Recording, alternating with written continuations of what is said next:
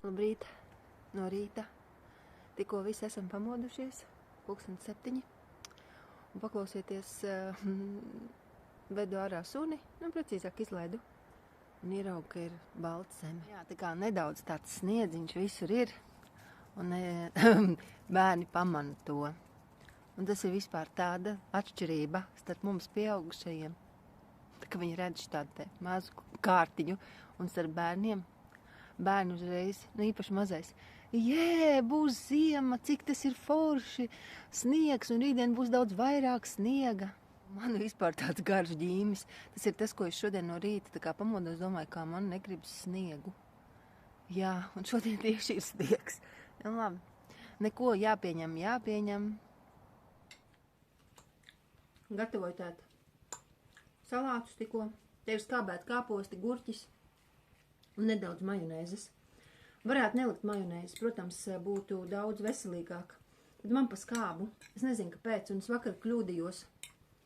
Neko neuztaisījos, šitādu tēsmu. Tādi. Mati ir, nesaprotu, vai viņus mazgāt vai nē, man apnīk katru dienu mazgāt matus. Un vēl es domāju, es neesmu nekāds klauns, manā dzīvē nav, tā kā vienas krāsas, un es nevaru jūs uzjautrināt. Tā kā tā ir man dienas grāmata, tad es tā izstāstu, kā man iet šim cilvēciņam, jā? Ja es teiktu nožēlojamam cilvēciņam. Šo visu rīt strīdamies. Tā ir. Un visi savstarpēji kaut kā. Tāds slikts rīts. Un iemesls, kādi iemesli? Ja domājieties, mēs esam tikuši līdz tam līmenim ar vīru, ka vīrs man aizrāda, kā es lieku toalettas papīru. Tas ir vispār nonsens.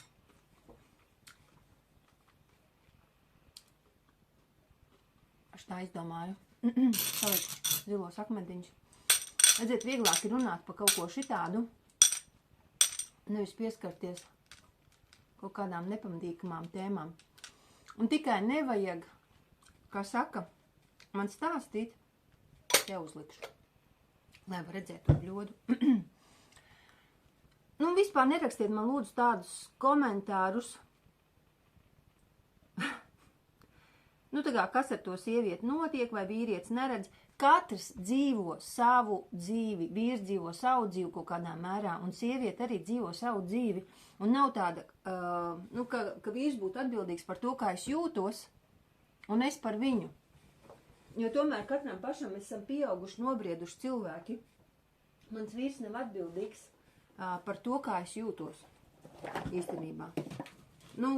Savā ziņā ir, es taisīšu tā, lai var redzēt to svecīti, savā ziņā ir, bet arī nav. Kā mēs taču neesam bēbīši, mēs esam pieauguši cilvēki. Tas nozīmē, ka mans vīrs rieģē tā, kā viņš grib rieģēt, es rieģēju tā, kā es gribu rieģēt, un tad tur notiek tā kā brīžiem viss ir ļoti plūstoši, ļoti jauki, un tad brīžiem nav jauki un nav plūstoši. Un tāda ir dzīve. Un galvenais ir izturēt šos periodus, kad notiek savstarpējā attālināšanās. Ja? Kad pēkšņi jūs tā kā paskatāties viens uz otru un domājat, ko es daru kopā ar šo cilvēku. Un viņš domā ar to pašu par mani, ko es daru ar šo jaukundzi. Pretīgo, kašķīgo fūriju. Ja? Jo nevelti pasakās ir raganas, un tā ir zinām sievietes daļa. Jūs varat piekrist vai nē. Varbūt dažas ir ļoti tādas maigas un mīlīgas sievietes, un viņai vienkārši ir indezobs, maziņš, bet ir. Tātad te ir tie skābētie kāposti. Šorīt galīgi nebaudāmi, jo es esmu psihaģinočka šodien. Un šeit ir ezeru kauliņu zirņi. Ļoti maz atlikuši no veselas paciņas. Izcili zirņi. Man ļoti garšo pelēkie zirņi. Un šobrīd Rimī ir akcija. €49, man liekas, bija. Ļoti superīgi zirņi. Tik garšīgi. Es piebēršu klāt. Un es saku tā. Ja kāds tur uztraucas, kā bēders reaģēs un vai zarnas sāks signalizēt. Nē, nekas tāds nenotiek. Tāpēc, ja jūs ēdat tiešām tā kā es jums stāstu, Un no sākuma ir jāiet kāposti un jebkādi dārzeņi, un pēc tam ir olbaltumvielas, un tad ir olhidrāti, nekādas. Es vakar veselu paku tādu zirņu izēdu, visas dienas gaitā. Visās ēdienreizēs ēdu tikai zirņus. Ar mani pilnīgi nekas nenotika. Tas ir vienkārši, tas tiešām ir nevelti tā glikotas revolūcija. Ir revolūcija. Vēl pa ko mēs strīdējāmies. Es pat, piemēram, es šodien ļoti dusmojos uz savu vecāko dēlu. Viņš ir, tā kā tik aizmāršīgs, ka es pilnīgi, es esmu vienkārši nemitīgi šokā par to. Mums nav cepuru, mums nav cimdu, mums nav šallīšu vai šaļļu. Tā tad tik dīvaini latviski izklausās. Botas tika iegādāts 4 pāri, visāda veida, gan sportam, gan skolā pārvelkami apavi, viss kaut kas. Tagad ir tikai 2. Kur ir vēl 2? Un tā kā es tik šausmīgi esmu dusmīga tieši par to zaudēšanu, jo man tas pašai dzīvē nav bijis raksturīgi. Tādos apmēros, jā. Gan jau, ka maza biju, tad jā, bet ne jau šitādos apmēros.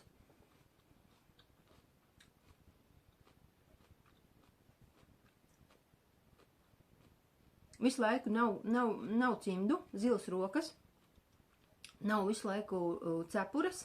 Viņš ņem no brāļa to šallīti, kas ir tāda, kas ir ap kaklu, un to viņš liek kā cepuri. Es nezinu. Man vienkārši tas tik ļoti visu laiku jāsaka, es esmu bezspēcīga savas realitātes priekšā. Un brīžiem tas ļoti sakrājas, un man ir šausmi, laikam, nezinu, pārvēršu visu dusmās kā parasti. Un īstenībā tiem cilvēkiem, kuriem ir Žilbēra sindroms, viņiem vispār raksturīgi ir tāda pēkšņa saniknošanās. Tieši arī tā kā psiholoģiski, bieži arī depresijas un tā tālāk. Tas ir, to var ņemt galvā, var neņemt, un tas nav būtiski it kā. Un tad vēl, piemēram, mana mamma uzdāvināja mazajam puikam zābakus. Un ar tādām siksniņām. Zinoties, viņš pirmajā dienā vienkārši saplēs tās siksniņas. Pirmajā dienā. Un vienkārši pat neuzvalkot zābakus, bet paņēma un saplēs. Un tā mantu plēšana mūsu mājās ir tik daudz. Mēs nopērkam pirmajā dienā pārsvarā viss ir saplēsts. Izņemums ir Lego, jo to vienkārši var triekt pret zemi, kā viņš arī dara. Bet tad tas aizlido viss uz savām. Un man nav cits skaidrojuma, kas iekšā, tas ārā. Un tas tā ir, kas iekšā, tas ārā. Ir iekšā hauss, tad ārā būs arī hauss. Ja iekšā visi saplīsis, tad arī saplīsis. Bet, ko? Man jau, un viņi jau arī ir mana izpausme. Tie bērni. Tie pieņemtie bērni, tur ir kaut kas no manis loģiski. Es neesmu ne balta, ne pūkaini, ne sakārtot, ne savākta. Arī tik daudz saplīsusi. Tā ir, un tad notiek tā. Un galvenais jau tas ir, es to pastāstu, bet tā ir visiem. Es neticu vispār nekādiem rožēniem stāstiem īpaši. Daži ir. Bet tā, tiem rožēnajiem arī tur varbūt iekšā pūst viss kodols. Un kaut gan jāpaskatās. Pārāk maz cilvēkus pazīstu. Tagad, ka izlādējos, te var pastāstīt. Redzēju ļoti labu filmu. Ivars Zviedrs. Palīdzības piemineklis. Iesaku visiem. Tā ir īsfilma. LTV replay var redzēt. Ļoti forša. Vispār Ivars ļoti prot atrast gan cilvēkus, tos personāžus, tik krāšņus. Vienkārši. Super, jā, talantīgs. Ļoti gaidu to viņu filmu tagad, kas ir par sērošanas procesu. Un vēl bēdājos par Kārli Bardeli, ka viņš aizgāja no šīs dzīves. Ne jau pats aizgāja, bet viņu aizsauca.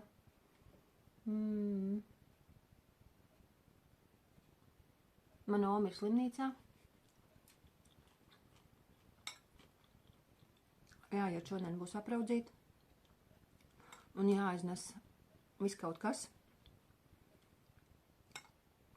Un tā.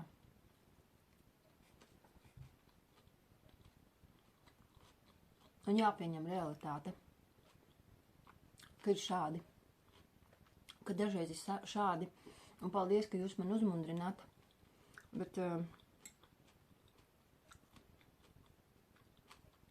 viss būs labi, viss ir labi. Jurim Rubenim ir ļoti laba frāze. Viss bija, viss ir un viss būs labi. To viņš nav paņēmis, to viņš paņēma no kaut kādas mūķenes, laikam, aizmirsu viņai vārdu.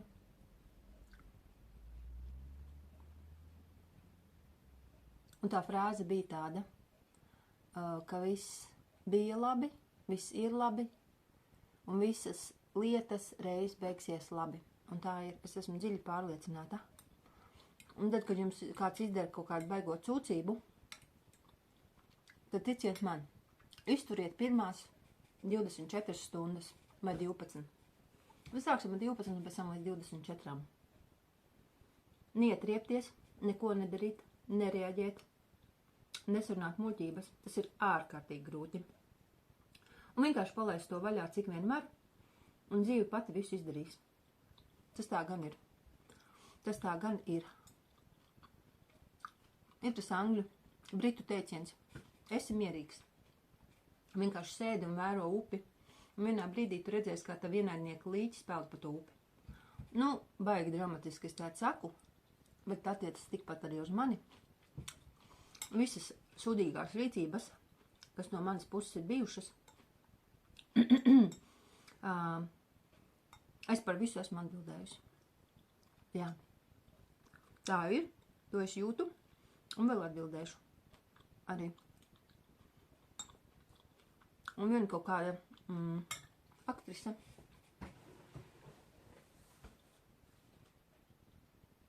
Reiz teica tā, ka viņai ir ļoti īsts pavadiņš. Un tā kā, kas viņu saista ar visumu. Nu, nav nekas garš, jo tas sots vai karma sāk darboties uzreiz, nekavējoties. Nu, man arī ir līdzīgi. Es nevaru tā staigāt apkārt un izdarījusi cūcību, es to diezgan drīz arī dabonu to putnu kaku uz galvas sev. Ai, nu tā, norunāju nost, nobēru kā pupas, kļuvu vieglāk. Nezinu. Tā gadās. Tā vienkārši gadās. Vakar visu kaut ko filmēju, bet saku to, ka, ja ir bērni, un es esmu viena ar bērniem, nesanāk. Pirmkārt, man nesanāk nemaz tas atbrīvotais lidojums. Un tāpēc, ka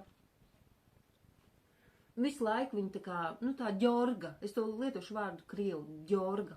Nemitīgi viņi viens gar otru. Nu, ko var ņemties, es nesaprotu. Tiešām tā ir, ko var ņemties. Un varbūt tāpēc man ir par šām 4 dienām nervi noguruši. Tā var būt, starp citu, jā. Jo mani bērni, nu, viņi ir baigi specifiskie. Tiešām. Viņi ir ļoti specifiski. Un vēl, ko es iedomājos, nevajag nekad ņemt 2 bērnus uzreiz. Un kāpēc tos bērnus arī piedāvā kolekcijās? Pa 3, pa 4. Tas ir galīgi neprātīgi.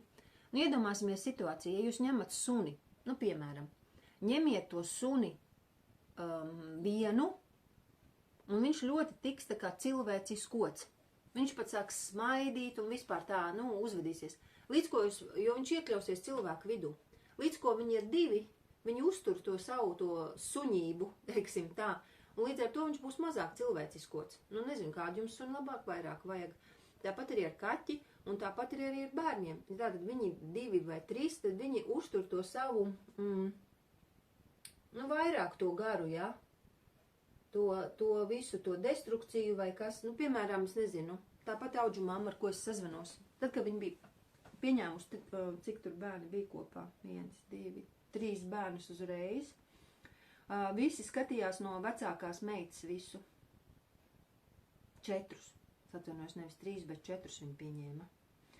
Un viņi visi kopēja vecāko meitu.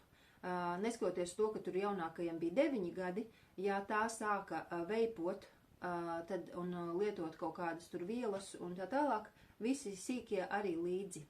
Tad viņi turpina to savu mikroklimatu baigi uzturēt, un nekā nevarēja tikt viņiem galā. Viņš vienkārši atdeva atpakaļ, sadalīja 2-2.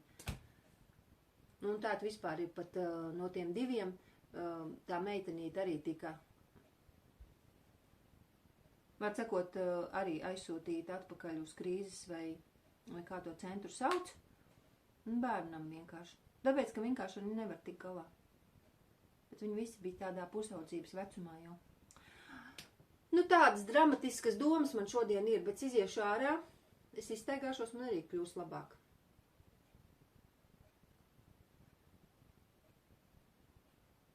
Man jāatvainojas, bet man ir arī tumšā daļa. Un, tā arī ir. Un manam vīram arī tāda tumšā daļa ir. Un līdz ar to, līdz ko tās tumšās daļas satiekas, tas, ko sauc par ēnas daļām. Nav patīkam. Nav patīkam. Un bērniem jau arī ir kaut kāda ēna. Tā ir. Bet viss pāriet. Jāiztur. Protams, nevajag gadiem izturēt neko.